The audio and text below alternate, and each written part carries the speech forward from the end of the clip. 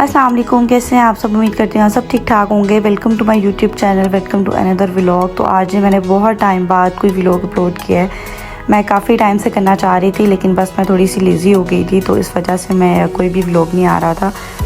तो जी सुबह का टाइम है और मैं यहाँ पे स्ट्रॉबेरी जूस बना रही हूँ।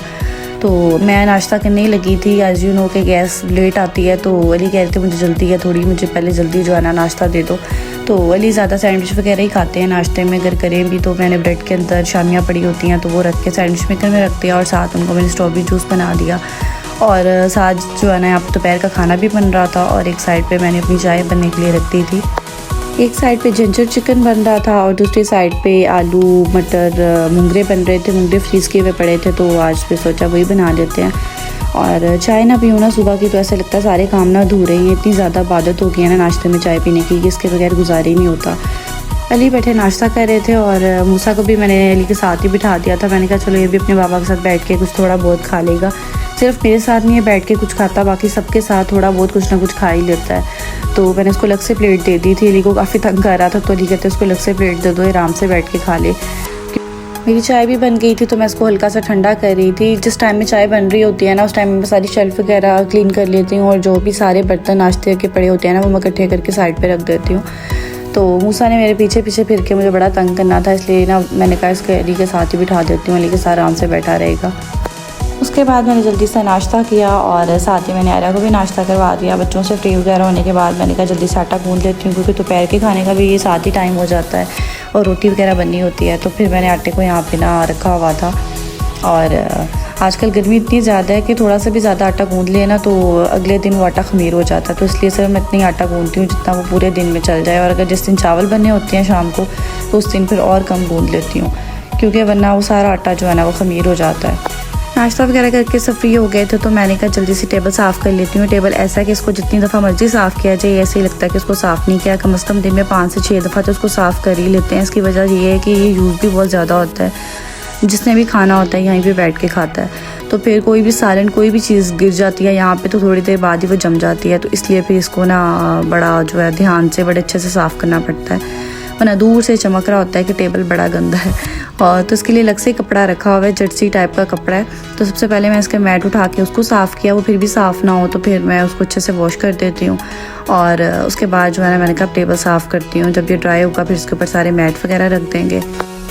जैसे ही मैं टेबल वगैरह साफ़ करके साइड पे होती हूँ ना, तो मूसा यहाँ पे बैठ के कुछ ना कुछ खाना शुरू हो जाता है। कभी ये ब्रेड खाता है, कभी इसने योगर्ट खाना होता है, और ये खाता कम है गिराता ज़्यादा है, तो वो लगता ही नहीं है कि टेबल साफ़ किया। तो इसलिए सारा दिन जो है ना यही चीज़ों के पीछे भागना पड़ता है। और कल रात इतनी ज़्यादा आंधी आ गई थी, तो उसकी वजह से ना सारा गिराज और पूरा घर ऐसे था जैसे किसी ने ना सारी जो है ना मिट्टी ला के घर में फेंक दी हो। हालांकि सारी विंडो भी बंद कर दी थी, लेकिन हवा का प्रेशर इतना ज़्यादा होता है कि फिर भी मिट्टी जो है ना वो अंदर आ जाती है। हालांकि रात को भी सारी जो है ना वो डस्टिंग वगैरह मामा ने भी की थी, मैंने भी की, और किचन वगैरह भी सारा साफ़ किया, लेकिन फिर भी वही हाल हो गया जैसे ना कि यही नहीं होता। और गिराज तो सारा ऐसी मिट्टी से भरा हुआ था। आंटी से अकेले होना नहीं था, तो इसलिए मैं और मामा भी साथ लगी हुई थी। बच्चों की ना बाहर प्रैम और गाड़ियाँ सब कुछ बाहर पड़ा था, वो भी सारा मिट्टी से भर गया। और गर्मियों में तो आंधी वगैरह वैसे ही बहुत आती है, ना चाहते हुए भी आपको आए दिन जो है ना वो डीप क्लीनिंग करनी पड़ती है, क्योंकि वो हर जगह पे मिट्टी मिट्टी हो जाती है। और वो ना अजीब सी रेत टाइप की मिट्टी होती है, बड़ी उलझन हो रही होती है। तो मैंने कहा चलो ना किचन से तो फ्री हो गई हूँ, साथ ही मैं भी ना बच्चों की जो है वो प्रैम और ये सारी चीज़ें गाड़ियाँ शाड़ियाँ इनको भी साफ़ करती हूँ। और बाहर जो जितनी भी चेयर्स वगैरह पड़ी थी ना वो भी सारी मिट्टी से भर गई थी, उनको भी वॉश करती हूँ। तो यहाँ पे मूसा जो है ना वो लगा हुआ था। पता नहीं मूसा को पानी के साथ क्या मसला है कि वो जैसे ही पानी को देखता है ना भागा आता है, चाहे जो मर्ज़ी कर रहा हो। उसके फेवरेट कार्टून भी चल रहे हैं ना, तो इसने कहना कि चलते रहें, कोई परवाह नहीं है इसको, इसने भाग के उधर आ जाना। तो आंटी भी फाज़े दे रही होती हैं कि इसको मूसा को पकड़ लें, ये मुझे काम नहीं करने दे रहा। तो मूसा ना आराम से पाइप पकड़ के तो अपना ही लगा हुआ था। मैंने इसे इतना कहा कि बैठ जो, नहीं बैठा, और फिर ये स्लिप हो गया वहीं पे। बाहर के काम शाम करते मुझे एकदम से याद आया कि मैं तो बच्चों की सूजी बनने के लिए रख के आई हूँ। मुझे इसकी ना काफ़ी ज़्यादा खुशबू आ रही थी, तो मुझे ऐसा लगा जैसे ना नीचे लग गई है, लेकिन शुक्र है नीचे नहीं लगी थी, लेकिन ये काफ़ी ज़्यादा थिक हो गई थी। तो मैंने बस इसको हल्की आंच पर पकने के लिए रख दिया। बाहर इतनी तेज़ धूप थी ना कि वो अंदर आती ऐसे लग रहा था जैसे खुदा न खास्ता अंधी हो गई हूँ मैं। तो मैंने अंदर आती सारी लाइट्स ऑन कर दी। ऐसा होता है कि जब भी हम धूप से अंदर आते हैं ना तो हमें कुछ नज़र नहीं आ रहा होता। और साथ ही मैंने लॉन्ड्री भी करनी थी, तो वो भी मैं सारे कपड़े वगैरह जो है ना मशीन में डाल दिए। तो मैंने कहा साथ साथ ये भी वॉश होते रहेंगे। और समर में तो वैसे इतने ज़्यादा कपड़े हो जाते हैं ना कि 3-4 दिन भी लॉन्ड्री ना करें ना तो ऐसे लगता है पता नहीं कितने दिन से आपने जो है ना कपड़े नहीं धोए। तो इसलिए मैं एक दिन छोड़ के एक दिन बाद या 2 दिन बाद मस्त लॉन्ड्री कर लेती हूँ, ज़्यादा कपड़े नहीं रखती। आयरा ये लो, आयरा आयरा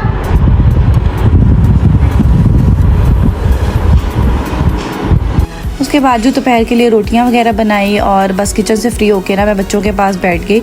आयरा ने तो खा लिया था, मूसा को बहुत ही मुश्किल से खिलाना पड़ता है और ये दोनों आपस में लगे हुए थे। मूसा ना उसको बार बार कभी उसके बाल खींच रहा था, कभी उसको तंग कर रहा था, तो वो रो रही थी। तो मैंने कहा इनके पास ही बैठ जाती हूँ। और मूसा ने ना अपनी चेयर जो है ना एक किस्म की सीढ़ी के तौर पे इसको यूज़ करता है। कभी ये स्विच के साथ लग जाता है, कभी बटन ऑन करता है, कभी ये कुछ करता है। जहाँ तक इसका हाथ नहीं जाता है ये चेयर रख के तो वहाँ तक जो है ना वो चीज़ उठा ही लेता है। तो बस इसके पीछे पीछे रहना पड़ता है। 2 दिन से मैंने अदरक को ड्राई होने के लिए रखा हुआ था। मैंने इसको छोटे छोटे से पीसेस में कट करके रख दिया था और ये बड़े अच्छे से ड्राई हो गया था। फिर मैंने इसको एयर टाइट कंटेनर में डाल दिया। मैं जो कहवा पीती हूँ तो उसके अंदर मैं इसको डालती हूँ, लेकिन आजकल वो मैं नहीं पी रही क्योंकि बहुत ज़्यादा गर्मी है। तो मैंने कहा ये गर्म भी काफ़ी ज़्यादा होता है तो उसका कोई साइड इफ़ेक्ट ना हो जाए, तो इसलिए मैंने इसको आजकल छोड़ा हुआ है। काफ़ी टाइम के बाद मैं घर की छत पे आई थी, यानी कि बहुत ही टाइम हो गया है, वरना हम लोग इतना छत पे नहीं आते जाते। तो मेरा आज दिल कर रहा था कि मैं ऊपर जाऊँ। मुझे एक्चुअली सीख लेनी थी, तो मैंने सीख कबाब बनाने थे तो उसके लिए मुझे सीख चाहिए थी। तो मैंने कहा इस बहाने चलो ना छत पे भी फिर के आती हूँ। और मैं बार बार ना ऊपर से आवाज़ें सुन रही थी कि आयरा तो नहीं रो रही, क्योंकि आयरा नीचे बैठी हुई थी, उसको मैं टीवी लगा के बिठा के आई थी। मूसा बाहर निकला हुआ था पापा के साथ, तो मैंने कहा चलो ना मैं छत पर जाती हूँ। तो बस फिर मैं इस तरह देख रही थी, बड़ा मुझे ना अच्छा लग रहा था, बड़ी अच्छी हवा चल रही थी। पहले छत वगैरह पे जाने का भी बड़ा रिवाज होता था, लेकिन मुझे लगता है ये चीज़ें बड़ी कम हो गई हैं, बल्कि ख़त्म होती जा रही हैं। मुझे दूर दूर तक कोई भी नज़र नहीं आ रहा था। और वैसे मुझे हाइट से थोड़ा सा फोबिया भी है। मैं जब नीचे देख रही थी ना एकदम मुझे लग रहा था कि मैंने नीचे गिर जाना है, मैं साथ ही पीछे हो जाती थी। मुझे काफ़ी ज़्यादा इससे डर भी लगता है वैसे। मूसा बाय बाय।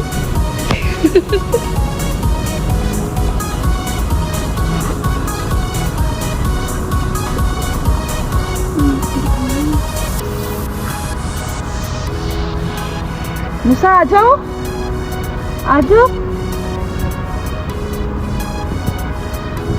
आ जाओ।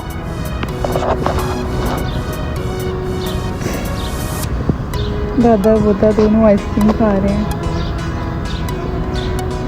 मूसा मामा को नहीं देनी, मेरी आइसक्रीम कहाँ है? ये मेरी किधर है? तो जी रात के खाने का टाइम हो गया था। एक साइड पे सीख कबाब जो है वो फ्राई हो रहे थे और दूसरी साइड पे मटर वाले चावल थे, वो बन के तैयार हो गए थे। मैंने फ़र्स्ट टाइम खुद अपने हाथों से सीख कबाब बनाए हैं। मुझे बड़ा शौक़ चढ़ा था कि मैं बनाऊं, लेकिन अच्छे बने थे। इसको बनाना इतना आसान है और बन भी बहुत जल्दी जाते हैं। मैं आपके साथ भी इसकी रेसिपी शेयर कर देती हूँ, किसी दिन प्रॉपर करूँगी, लेकिन आज मैं आपको ऐसे ही बता देती हूँ। थोड़ा सा मैंने बोनलेस चिकन लिया था, उसके बाद उसमें छोटे साइज़ का प्याज जो है उसको डाल दिया। उसके बाद जिंजर गार्लिक का पेस्ट, थोड़ा सा धनिया, नमक, थोड़ी सी लाल मिर्च और थोड़ी सी कुटी मिर्च, काली मिर्च, मतलब इस तरह थोड़े से मसाले जो है ना उसको डाल के अच्छे से चॉपर में चॉप कर लिया। और उसके बाद इसको जो है ना शेप दे ली। अगर आपके पास सीख है तो आप उसके साथ भी दे सकते हैं, सीख नहीं है तो आप कोई भी खाने वाला जो चमचा है उसको उल्टा करके उसके साथ भी या स्पून के साथ भी आप इसकी जो है ना आराम से शेप दे सकती हैं। बड़ी जल्दी बन गए और बहुत आसानी से जो है ना आप इसको बना सकते हैं।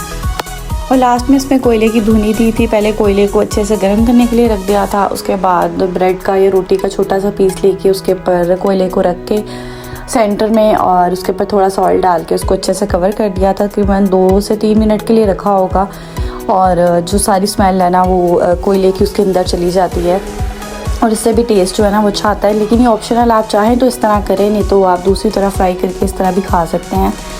उस तरह भी जो है ना वो अच्छे बनते हैं। उसके बाद मैं, अली और बच्चे हम लोग बाहर निकल गए थे। प्लान तो कोई नहीं था, बस एकदम से अली का माइंड बना के चलो बाहर चलते हैं। तो बस हम लोग बाहर आ गए और यहाँ पे हम लोगों ने सैम्स ऑर्डर किया था। मैंने अपने लिए जिंगर बर्गर ऑर्डर किया था और अली ने इनका क्रिस्पी जस्ट पीस ऑर्डर किया था, अली को बहुत पसंद है। और बच्चों के लिए फ्राइज़ ऑर्डर की थी।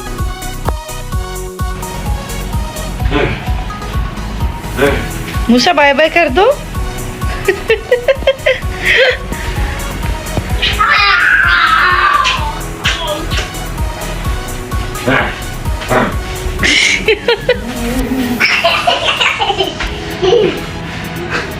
लगी जो